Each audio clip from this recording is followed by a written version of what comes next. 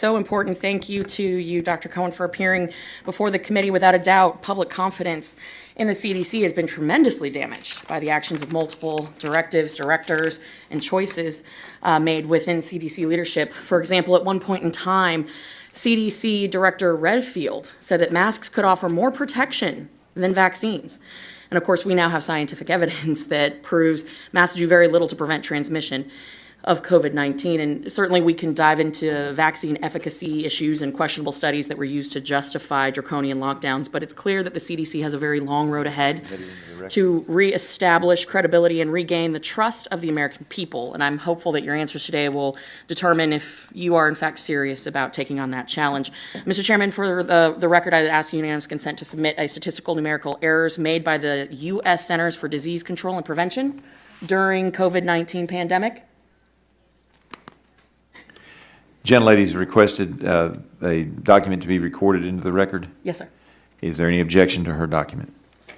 I believe that's one that was presented to you all a few 20, 30 minutes ago. Okay. Hearing no objection. Okay. I appreciate it. Thank you. Dr. Cohen, your predecessor, Dr. Walensky, overruled the CDC's own external scientific advisory committees regarding vaccine recommendations. Now, at times, she even refused to convene the external advisory group at all. So one of the most glaring examples of this was when the CDC Director, Walensky, pushed through for a third vaccine shot, a booster, for healthcare workers. This recommendation was rejected by CDC's advisory group, and in response, she overruled the advisory council, moved forward with her own recommendation for a third shot. My question to you, Dr. Cohen, is this: have you convened the external advisory committee since assuming this role? Yes, ma'am. Okay, perfect. With that being said, there has been $250 million on top of the $8.75 billion spent in COVID promotion, marketing, et cetera, from the CDC for this. Sometimes those external advisory councils give recommendations that are contrary to the administration's political agenda. Have you adopted any of the external committee's recommendations, or have you gone against those recommendations? Well, thank you so much. Under my tenure, I believe you're referring to our external Yes. ACIP committee. Yes, they've met a number of times. We actually have new vaccines for the first time in history, so they had to meet for that. They met for the updated COVID vaccine, the RSV vaccine, and all made recommendations for the vaccines that we then adopted.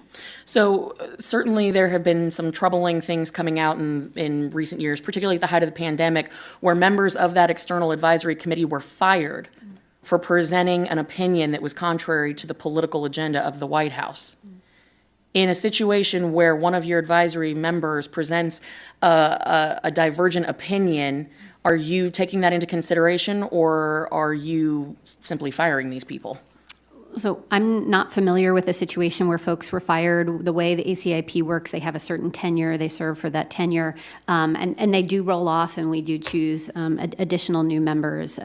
And we appreciate, that these independent advisory committees advise CDC on this work, and I think they're an important component of how we're reviewing vaccines and our recommendations. Okay, I was actually referencing Dr. Martin Kulldorff. He was let go, and this was very recent, again, at the height of the pandemic, and I think that there should be a formal review of how that all transpired, because I think that has a direct impact on the guidance that then becomes issued in public from the CDC. At this time, I'd like you to take a look at the screen for me. There is a screenshot. We have here a sampling of dozens of errors within the data that the CDC was using to justify their positions during the pandemic. These errors excessively exaggerated the COVID risk to children, for example. One of the most damning errors was that the CDC repeated for over a month that COVID was a top 5 cause of death for children. It took months for the CDC to correct this statistical error. Now, during the course of those months, millions of taxpayer dollars were spent to promote the vaccine for children just because a basic data point was incorrect.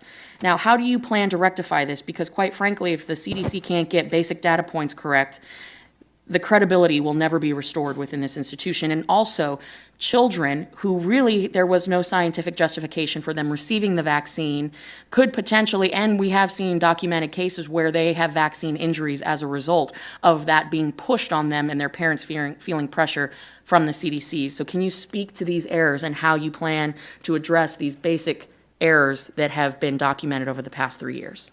Well, Congressman, I appreciate this, the first time I'm seeing, so let me review and we can follow up. But what I would say is 1,700 kids have died of COVID.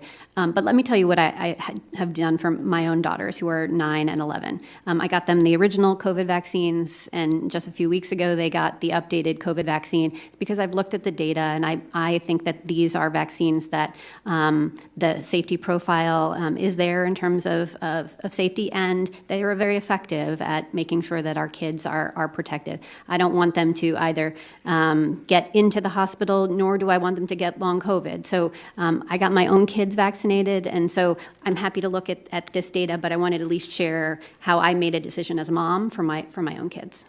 Well, and I know my time has expired, but I would love to have in writing from you a detail of the threat that COVID presents to children and young adults under the age of 18.